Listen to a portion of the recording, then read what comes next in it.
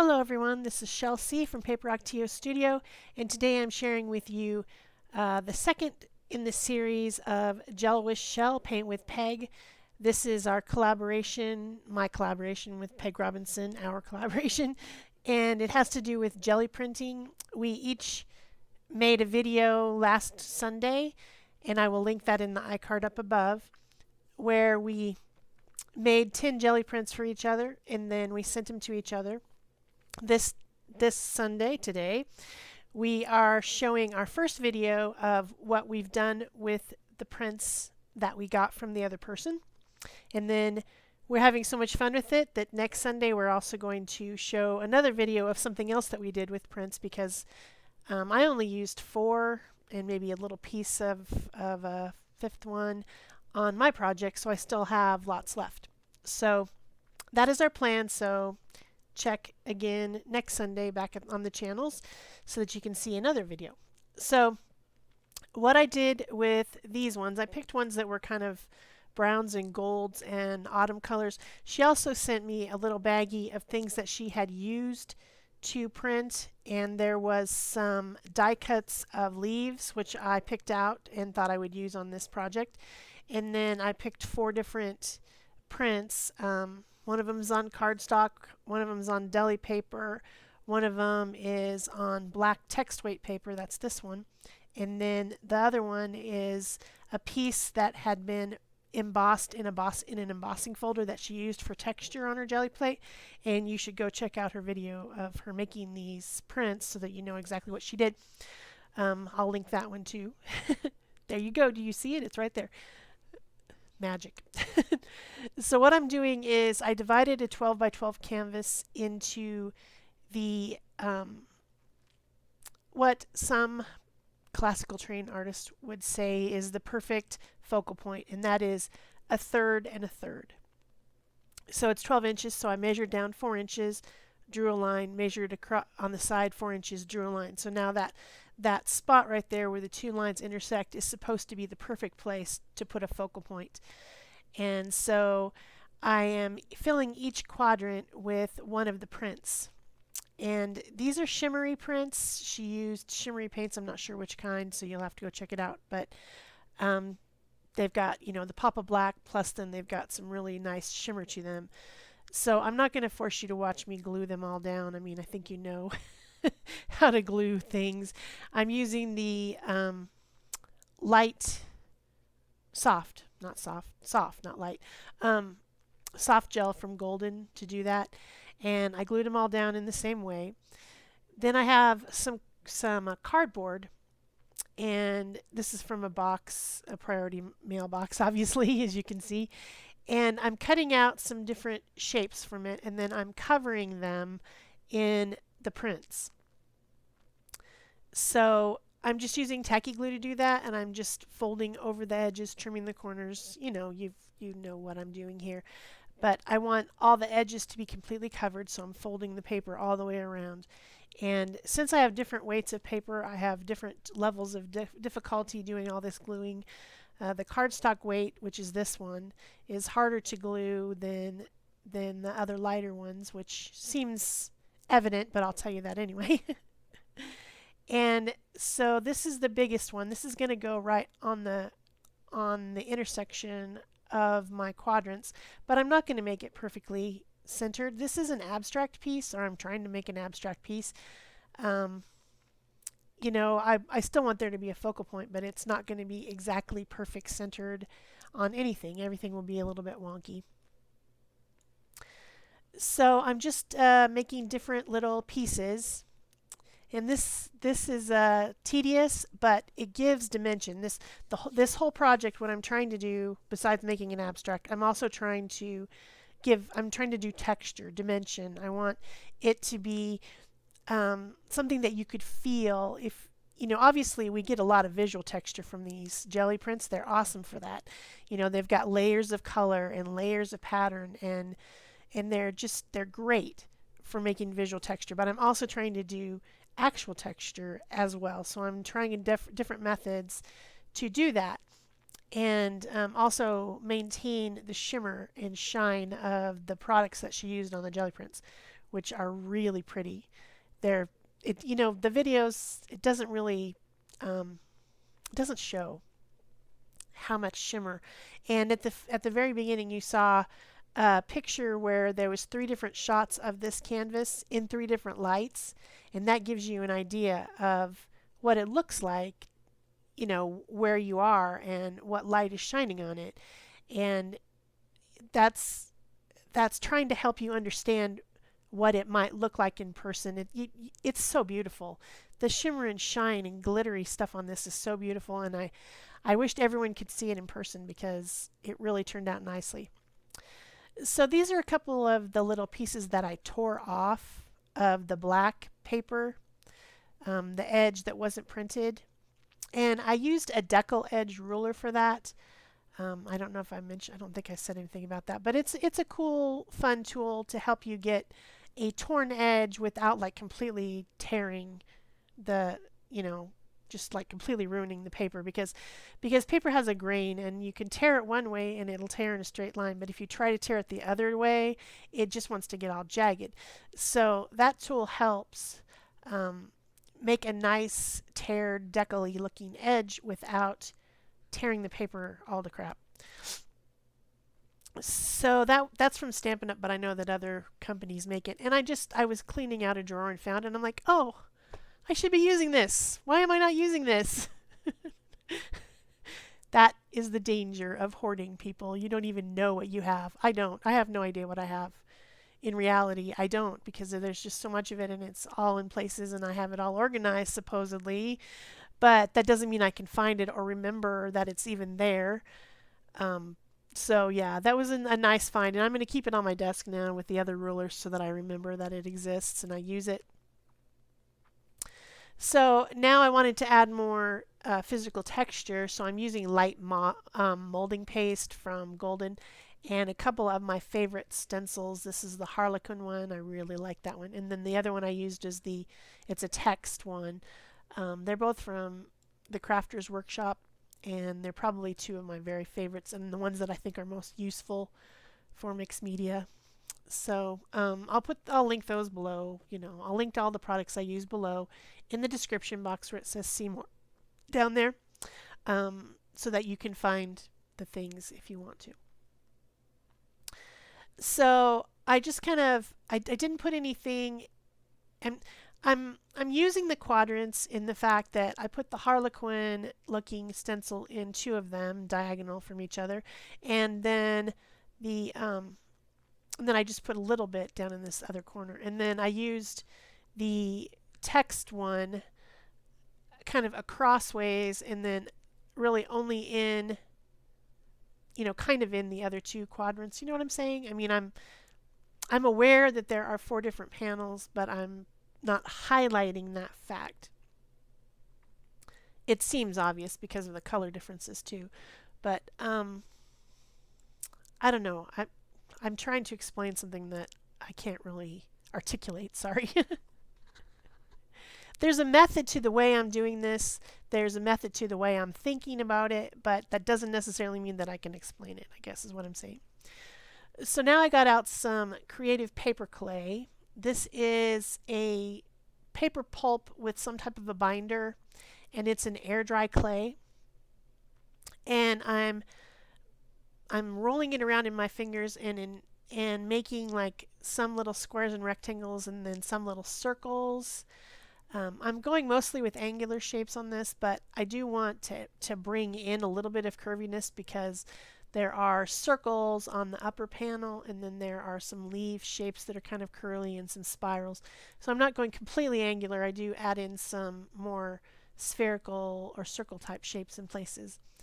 And then once I have enough of those little blobs of clay, I'm gluing them all down with 3D gloss gel, which is a really, really good glue for things. I also glued down all those cardboard pieces with the 3D gloss gel. It looks white in the container. It's a Prima product. It looks white in the container, but then it dries clear. It dries clear and glossy. So now I'm just messing around with some different metallic pieces, auditioning different things, trying to come up with something to go on top of that focal square there. Not really sure what I want. Then I find that piece, kind of a four-leaf clover-ish situation, and I decide that I want that. So then I'm looking for other things, and I find the little filigree. I put those down, and then I find a square button, and I decide that that's the answer to my situation. So I glue those down, and then I go ahead and add on those leaves I was talking about that she'd used for making things on her prints that she sent me. I glued down those 4 leaves, and then I painted the paper clay. I let it dry. I let everything dry overnight. Then I painted the paper clay with black gesso and the button and the filigree piece with black gesso, and then also that one side that wasn't covered with paper because the paper was too short. I painted that with black gesso. And then the next thing I did was to use some Inca Gold.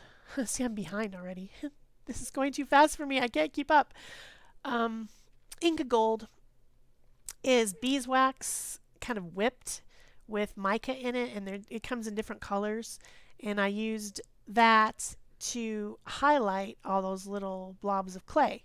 And I think that looks really cool. And I also did it on the filigree piece and the button in the center.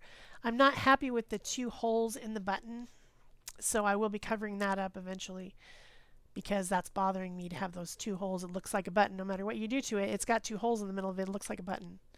And I don't want it to look like a button. I just want it to look like a square thing. So then I am taking my Stabilo All pencil, which is a highly water reactive black pencil, drawing it around the leaves and things to make some shadows, and then blending that out with brush and water.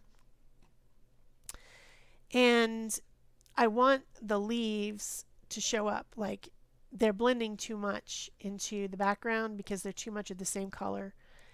And so I want them to, I'm like popping them out by adding the black pencil and blending it, especially that one that I'm working on right now. And then adding a little bit of shadow in other places. But then I end up like doing that even more later so that they really, really stand out. But this is my first layer of putting the pencil on, trying to get the effect that I wanted. And around all the different corners and things like that. It's very dimensional. I wanted it to show up a lot. And this is a different color of Inca Gold. This is called Old Silver, but it looks more like a light gold. And I'm putting that just in spots over the clay and like highlighting, using it for highlighting on the leaves. Because it's almost white. It's kind of a, I don't know, it's supposed to be silver, but it's really looks more gold to me. But anyway, you know what I'm saying. It's a shimmery thing that I'm using for highlighting. You'll be shocked to know that I did not use any Posca pens on this project. I know, it's shocking. So now I've decided I want to grunge it up a little bit more. I want to do some dripping. And because the one leaf is purple, and I like the idea of having purple on the canvas, it's the only thing on there that's purple at this point. And so I decided to do some of my dripping with dioxazine purple, and it is a very dark, intense purple that is the product that I'm using is DecoArt's Media acrylic, which is a fluid acrylic. I don't have dioxazine purple in the high flow, which is what I'm going to use for the rest of the dripping. I need that, I think. So I'm adding it in different places and then using water to let it drip down, and then in some cases blotting it back if it goes in places that I don't want it. I don't want it on the leaves. I don't want anything over the leaves. So I keep blotting the leaves, and you'll see me doing that a lot. I want to keep them the colors that they are. Then I've got Golden High Flow. That is an acrylic that has got some sort of a, I don't know, airbrush medium or something in it. It's very, very liquid, but it's extremely pigmented. It doesn't like you spray water on it, it doesn't really make it like more translucent or anything. It's very, very dark. And so I'm using it to do more dripping, and then blotting it, cleaning it up off the leaves. You know, same process. I like, I when I'm doing a dripping, I don't want it to just have drips, like straight lines, you know. If I was doing that to make like stems or something, or if I was blowing it with a straw or something like that, I like the straight lines. But in this case, I want it to blend in more, so I'm really using quite a bit of water, really spraying it quite a bit. I like the way that looks better. And then lightening it up in places by blotting it as well. I like to remove it in places. Um, I want to I want this to shadow and highlight the texture paste that I put on there. That's really what I want. And also make the focal area really stand out by having a lot of dark around it that's blending out to the edges. Um, in hindsight, if I did this again, I would probably mix something in with the texture paste to make it not so white. I should have thought of that, but I didn't. So, why am I saying so much? I need to stop that. Stop saying That drives me crazy. I need to stop doing that. So, in this upper quadrant, I added some more dioxazine purple, and then I'm adding a little bit more of the black with my pencil to really make that leaf pop. Another thing I hate saying, making it pop. Why am I saying? I'm crazy today, people. I'm crazy. I don't know what's happened to me. I hate that when people say make it pop. Okay, all right. Calm down, Shel, calm down.